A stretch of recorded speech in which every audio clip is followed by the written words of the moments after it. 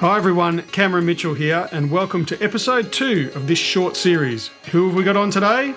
Let's find out.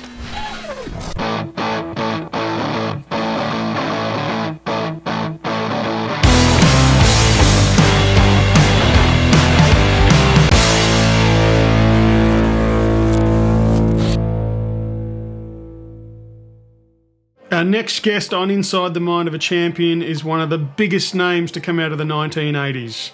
He's a dual world champion, a multiple Australian Open and Pro champion, and of course, he's an Australian BMX Hall of Famer. I'm of course talking about none other than the great man himself, the master of BMX, Mr. Leigh Egan. Welcome, Leigh. Thanks, Cam. Good to be here, mate. I hope you and all of our viewers have been staying safe in this isolation period. So, Leigh, what have you been up to, mate? Oh, look, to be honest with you, mate, the shop has been inundated because people had to obviously exercise. So we're a bike store. So we're actually quite busy at the store. And I'm doing a lot of just basic training on the indoor trainer for myself to keep my head straight. Yeah, that's good. Great to hear. Well, I'm glad that people are out and about, getting some exercise and certainly visiting the shop. Yeah, I've never seen so many 1989 26-inch mountain bikes in all my days. Oh, that's fantastic. Yeah. All right, so the race you've chosen for us to look at today, the defining moment of your career, is, of course, the 1985 Australian Men's Open Championship, which was held in Launceston, Tasmania, over Easter. So tell me, why have you chosen that race in particular? Because of the pressure that I was under leading into that race, I'd won a world title before I won an Australian title. So I came back to Australia as a world champion and hadn't really proven myself here in the country. So it was important to me that I'd established myself properly here, and the way to do that was to win the Australian Championship. I mean, it was, and not only that, the Open Australian Championship, which was, the crowning event. Let's go back. So I spoke with Jamie last week, and I was really interested to hear his preparation and when that actually started. So it was quite a fair way out for him. It was the previous year. So when did you start really thinking about the Aussie titles in 1985? Mentally, physically, let's roll back. When did you start preparing for it? When I came home from the Worlds, actually, there was a huge race at the Metro West track in Sydney. And I went there the weekend after I won the World Championships, and actually was touched up quite well by Dean Crisp. And I was devastated and mad and all those sorts of things, because I wanted to come back and let everyone know that I deserved the World Championship, and it didn't sort of turn out the way I'd like. So I set myself for the Australian Championship, which was quite a ways off. But yeah, mentally and physically, started thinking about the Australian title. I'm not quite sure when was the world title that year? So it would have been August 1984. Okay, so we're talking August 84 to Easter 85. Yeah, so 9 months almost. Yeah. Yeah, I mean, you can win, and I won a lot of races in that period between August and 85 when I won the Australian title. But a lot of those races were based in Victoria, and against quality fields too. Jamie Hales, Dean Yeo, all those guys, Glenn Lawson, quality bike riders who won Australian titles in their own right. But the Australian Championship was going to be the one that launched me. That's for sure. All right, so let's venture into 1985 now. So mentally, how were you preparing for it? So obviously you've spoken about proving yourself on the local scene. You'd obviously just won 2 world titles. Who were you thinking about competition-wise, and how were you preparing for that? Well, obviously Dean Crisp was going to be my main competition, because he'd had a real purple patch between 84 and 85. He was really, really flying. I can't remember if Wayne McIntosh was as competitive. I didn't expect him at the Tasmanian Australian title, but he was there, obviously, and riding really, really well. because he was always a superstar and quality at the highest level. But yeah, look, it was really just me and Dean at that time. I knew he was going to be the guy to beat at that Australian title because I'd faced him so many times leading up to it, and he'd win, I would win, I would win, he'd win. So, depending on the track and how it was laid out, whether it was going to suit me, all those sorts of things, that was how it was going to pan out. Was there anything different that you did in the lead up to that event? No, because I knew that my straight line speed was always there. So depending on how the track layout turned out, because you never really saw the track until you got down there. We didn't have the ability to of the internet and all that sort of stuff back then, so we couldn't Google or do that sort of stuff. So you turn up at the track and fingers crossed it wasn't a little tight little track with a heap of berms and so forth. So I just used to work on my strength, and I used to do a stack of we used to call them power pole sprints. Anthony Way, if you ever catch up with Howie, he'll tell you about the first time he did power pole sprints with me, and I think he ended up dry reaching. but it was the start. It was the start of his era. I'm pretty sure that he knew how to train properly after that. So yeah, we'd sprint one power pole and then roll, sprint one power pole. And I used to go to the BMX track, and I'd sprint the first straight, roll the track, and I'd sprint the first straight 4 times. Then I'd do the second straight 4 times, third straight 4 times, and then the last straight 4 times. So I always knew that if I was behind in a race, that it was never over until we got to the line, because I was strong for the whole track, not just the first part of it. So yeah, I didn't work on weaknesses. I worked on strengths, because my strength was obviously my straight line speed, so that if I could just half get out of the gate, I was going to be a chance. Get out of that gate, get the power down, and get forward as fast as I could. So let's roll forward now. We're preparing for the race itself. So I've got the video here. You're on the gate. I'm really interested to go through what's in your mind here. A lot of young riders, they struggle, let's face it, they struggle with nerves, especially on the big occasions. So I'm interested to know what is going on in your head. What are you thinking? What are you feeling when you're up on the gate amongst all of these guys? Okay, so in the majority of the Australian titles that I was in, I really used the stress of the final to my advantage. I really operated well under pressure. Good because I knew that I'd done the work leading into it. So by the time we get to this point in time of the race, we've had, I don't know, 8, 12 motos, semis, quarters, finals. So you know exactly what your form is, but you have this problem of a thing called starting gate. And the starting gate, unfortunately, drops the same every time, doesn't go any faster, any slower. So my thought was every time not to change anything, do exactly the same thing every time. There was nothing different about this gate start, because I knew that if I could just roll out without tapping it, even if I was a fraction late, that I was going to be red hot. So my thoughts at this point in time were basically just to make sure you time it, don't change anything, let that gate hit the ground, and then put the power down. That was my focus. So that old story of BMX is the game of he who makes the least mistakes.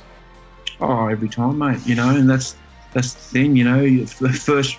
The guy that gets around with no mistakes, especially if he's done the work, is really a red hot chance of winning that race. Let's just scroll forward here a little bit. So when they're doing the introduction of the riders, so the commentators calling out your names, what are you doing? Are you trying to block all of that sort of stuff out, or are you sort of taking it all in? Yeah, take it in, look around, take it all in. It's like I said at the Hall of Fame, and when I was inducted in, I said to the current riding crop, you guys really need to take it in. It's later than you think. So I always Looked around at the crowd. Didn't overthink it because I'm a consummate overthinker. I'm bloody terrible. But when I was on the bike, I used to just, these are things. I mean, yourself. You do 100 gate starts a day, so that part of it was taken care of. The gate start was taken care of. I don't have to psych myself up to time the gate. I've done it a million times. So I would look out over the crowd. Just take it all in, everything, as much as I could, and I found that relaxed me. Okay. What about competitors? Did you make eye contact? Did you talk to them, or were you pretty much in your own space? Never looked at them, never spoke to them. Look, later on, I had a lot of friends that I would race against, so I wish them all the best. But I would never make eye contact with anyone, even right from down in staging. When we're down behind the gate, and that, you just sit there. And you'd have other people yelling out from over the fence, good luck and all that sort of stuff, and you'd take that in. But everyone had their own sort of setup. But once again, I just used to like to take it all in. Really, it was exciting. It was an exciting time.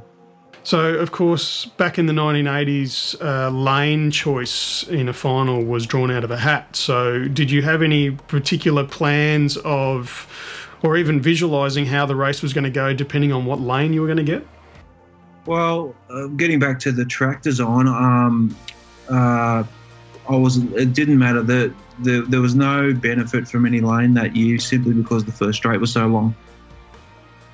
So lane draw would have come into it if the first straight was short. Obviously, if you're caught on the outside of the starting gate. But because the first straight was so long, regardless whether you're in lane 8, lane 1, I'm pretty sure that if you got out half decent and you had the strength, you were going to do well. All right. So it looks like you were in lane 6 here, I think. So let's just roll it forward. Let's have a look. Yep.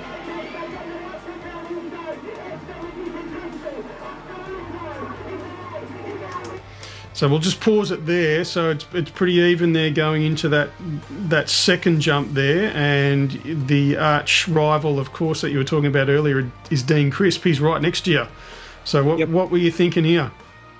Okay, so these two first jumps the first jump had a lip right about a foot from the top of it, and a lot of guys were really struggling to get over it well, and I watched Dean during the event, and Dean obviously was a lot shorter than I was, so my leverage as far as speed jumping and so forth was to my advantage.